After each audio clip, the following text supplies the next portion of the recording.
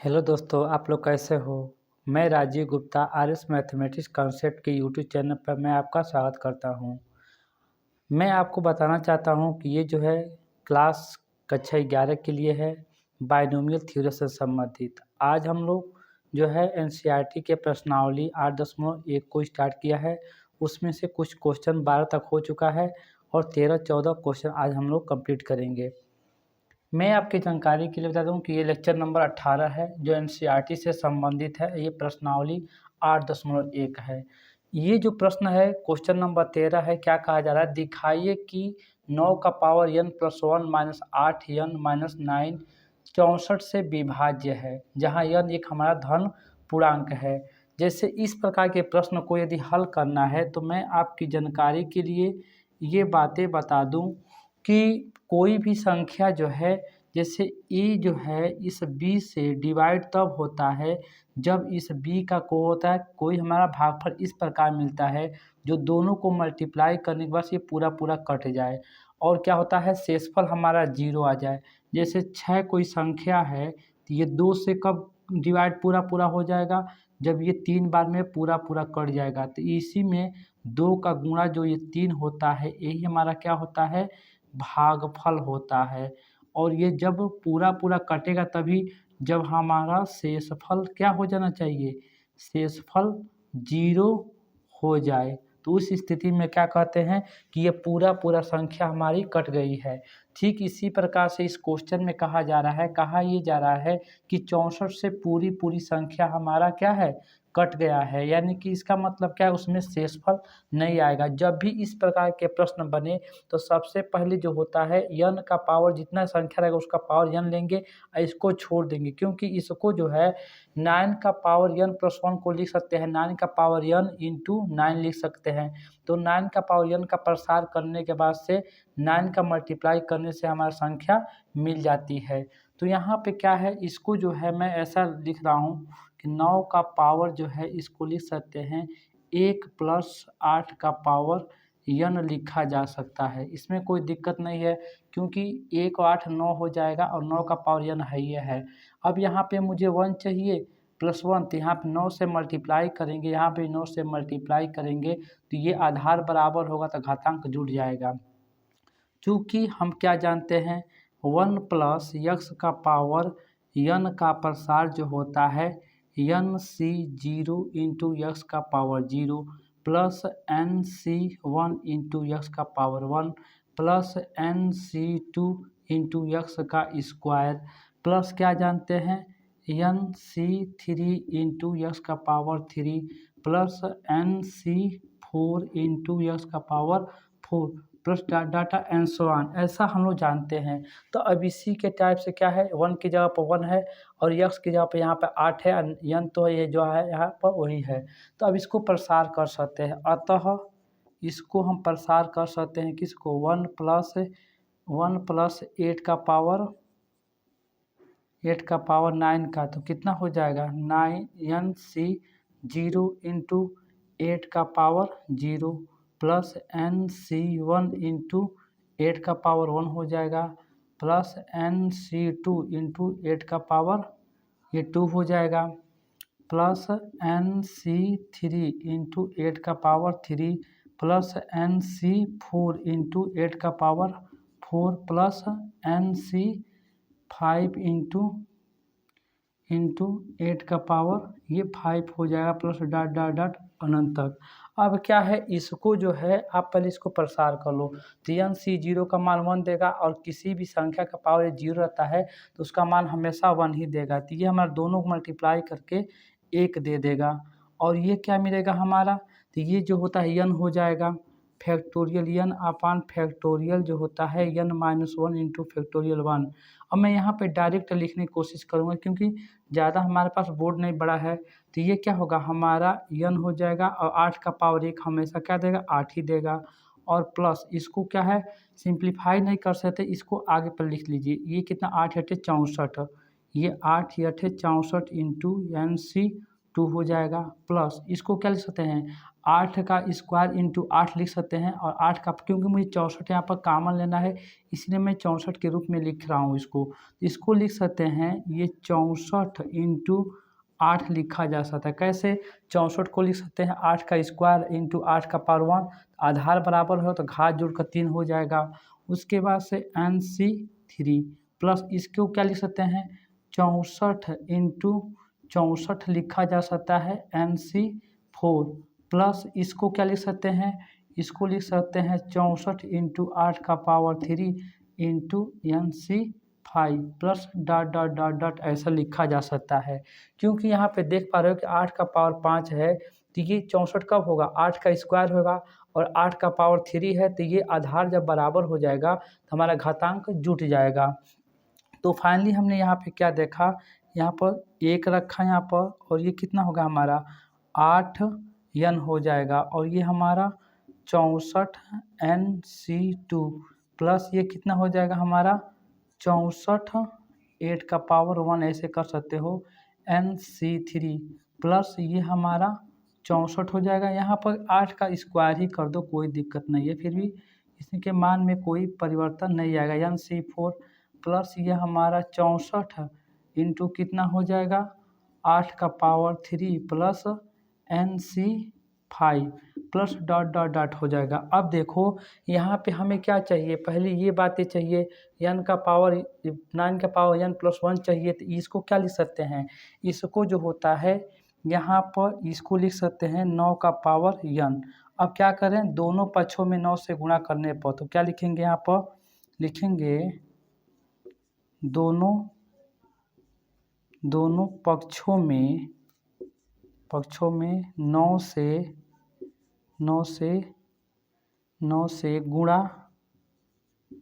गुणा करने पर।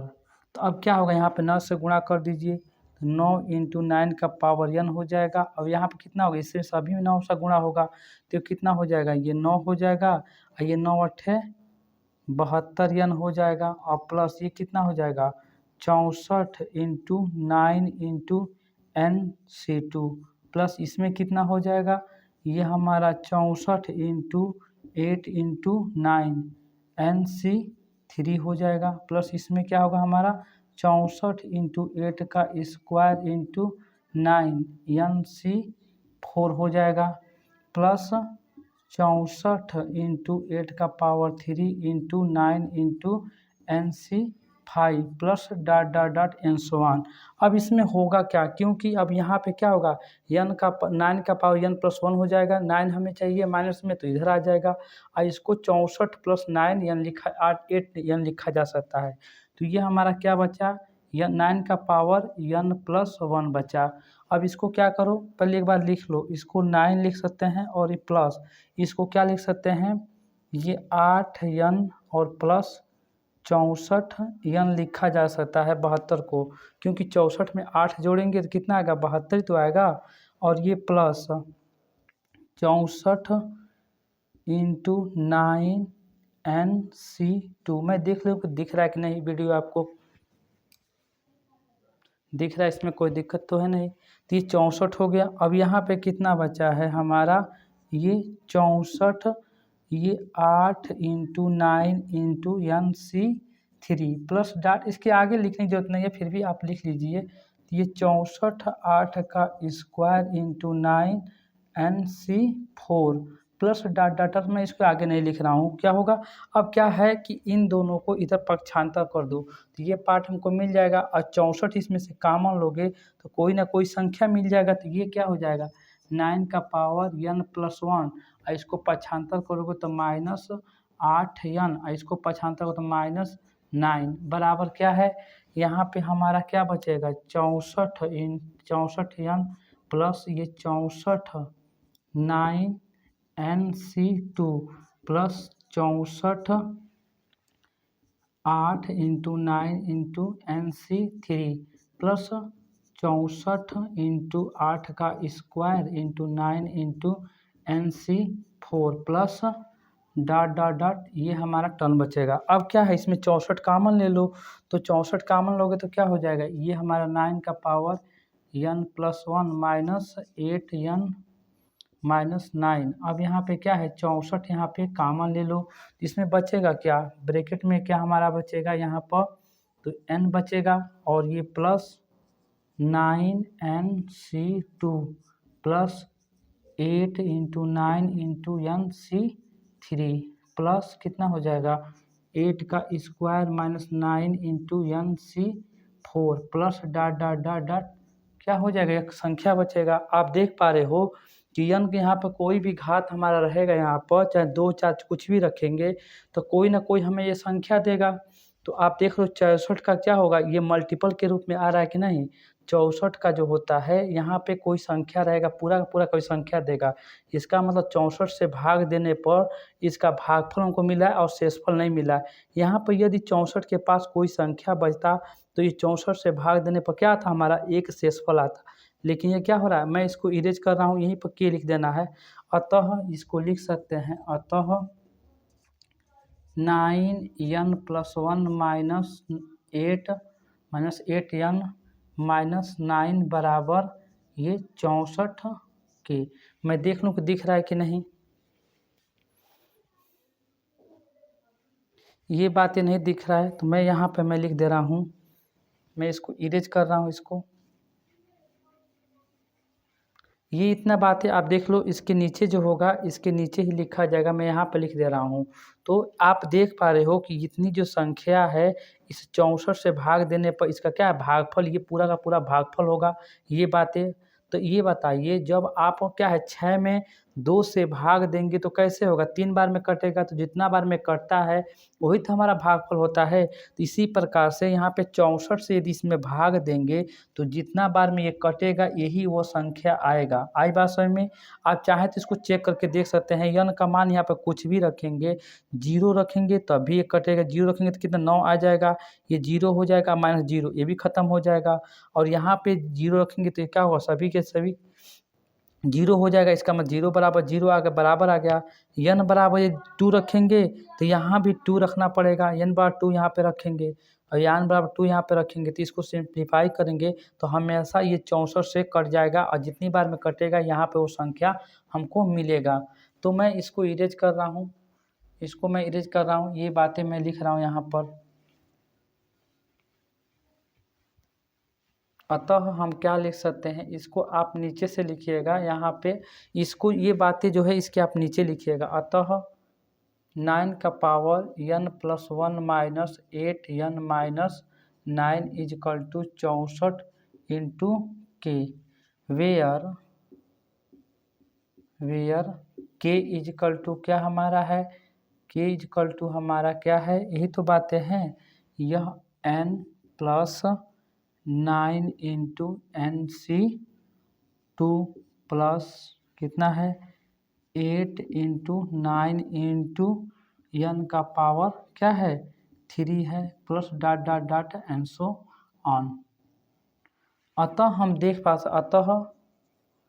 अतः क्या होगा 9 का पावर n+1 -8n-9 क्या होगा 64 से विभाज्य है।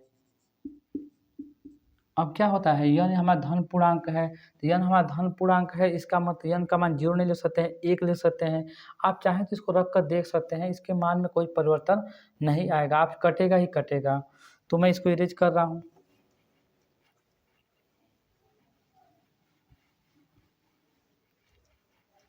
ये क्वेश्चन नंबर हमारा 13 था, 13। उसके बाद से क्वेश्चन नंबर क्या है 14 हम करते हैं।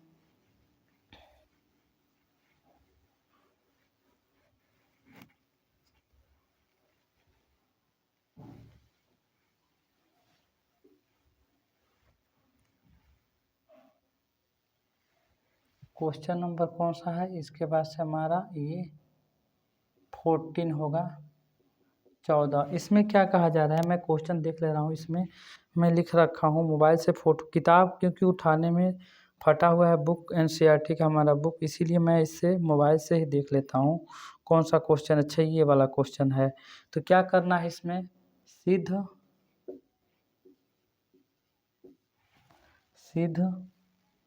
सिद्ध कीजिए कि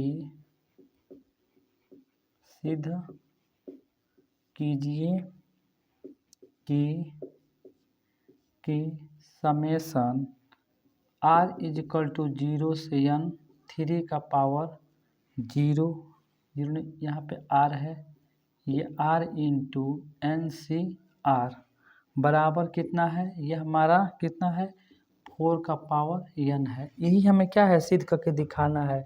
तो यहाँ पे इसको हल करने के लिए क्या होता है, समेशन ये वाला होता है।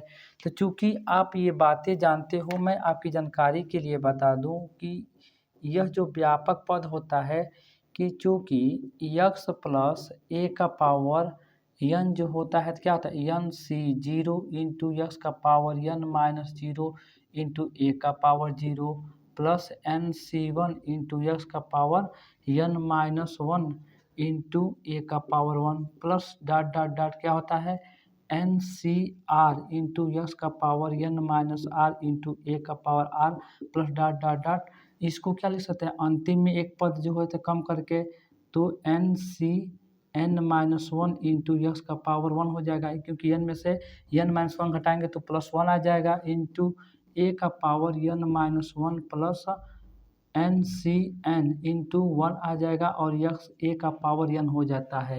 ये हमारा क्या होता है यक्स प्लस ए का दो पदों का जो होता है घात n हो तो उसका प्रसार हो जाता है। क्योंकि इसको जो होता है इसी को हम समेशन के टाइप से भी लिखा जा सकता है। ये हमारा क्या होता है समेशन r बराबर 0 से पावर n इंटू क्या होगा एन सी आर इंटू एक्स का power n minus R into ए का पावर r।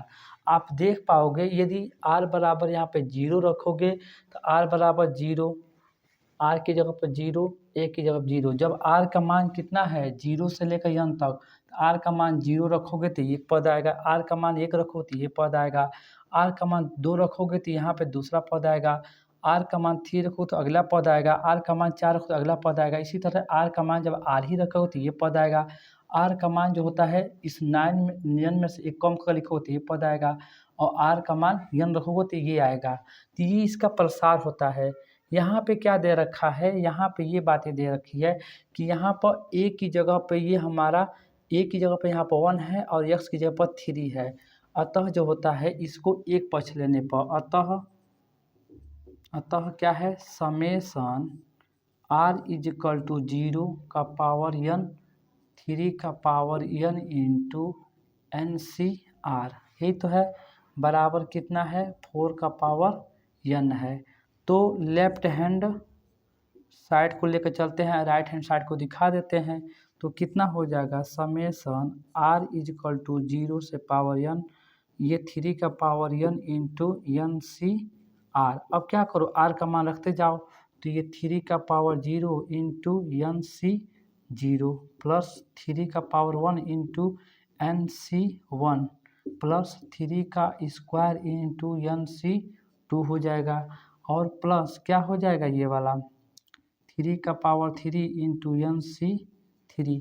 0 से स्टार्ट हुआ है तो 0 रहेगा, 1 से स्टार्ट हो तो 1 ही रहेगा, 2 से स्टार्ट हो तो 2 हो रहेगा, और प्लस ये 3 का पावर 4 प्लस इंटू एन सी 3 ये 4 हो जाएगा, प्लस 3 का पावर यदि 5 है तो एन सी 5 हो जाएगा, प्लस डॉट डॉट डॉट ऐसे चला जाएगा।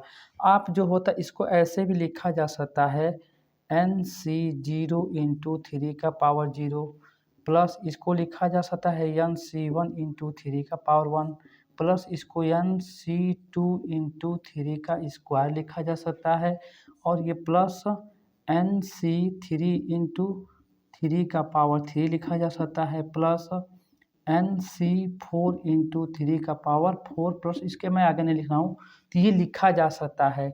चूँकि आप क्या जानते हो, चूँकि 1 प्लस एक्स का पावर n में क्या जानते हो एन सी 0 इंटू एक्स का power 0 plus N C 1 into x का पावर 1 प्लस क्या जानते हो एन सी 2 इंटू एक्स का पावर 2 होता है, plus N C 3 into x का power 3 plus N C 4 into x का power 4 plus dot dot dot ये होता है।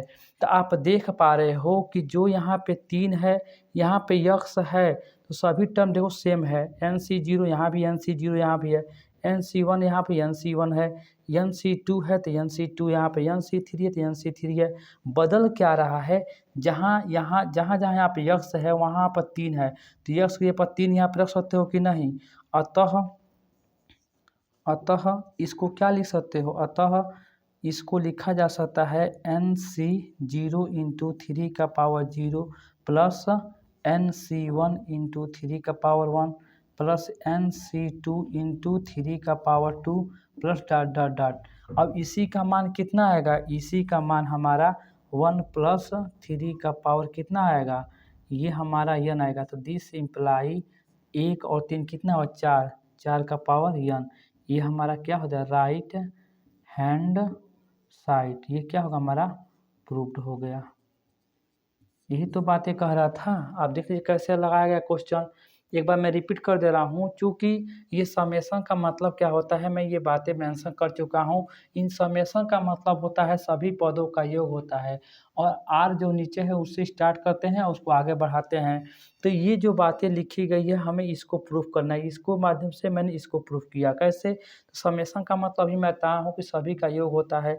तो मैंने यहाँ पर समेशन आर का मान रखते गया, एक बार 0 रखा, एक बार आर का मान 1 रखे, एक बार दूसरे बार में आर का मान 2 रखे, आर का मान 3 रखे। ऐसे करते करते मैंने लिखा इस टाइप को।